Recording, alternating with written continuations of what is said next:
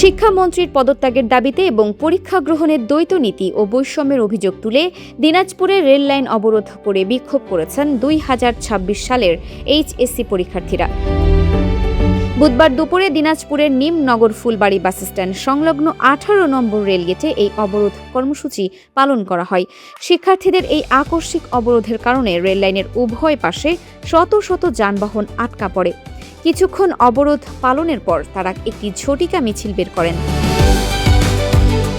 মিছিলটি দিনাজপুর মুনমুন সড়ক প্রদক্ষিণ করে বালুবাড়ি শহীদ মিনারে গিয়ে শেষ হয়।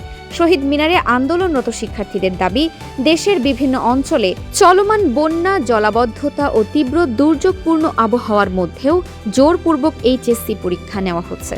শিক্ষা মন্ত্রণালয়ের এই দ্বৈত নীতি ও বৈষম্যমূলক সিদ্ধান্তের কারণে সাধারণ পরীক্ষার্থীরা চরম মানসিক ও শারীরিক হেনস্থার শিকার হচ্ছেন।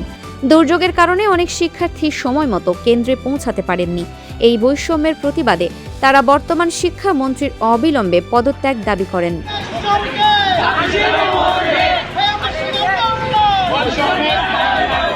ফারহানা নিজাম, দিনাজপুর টিভি।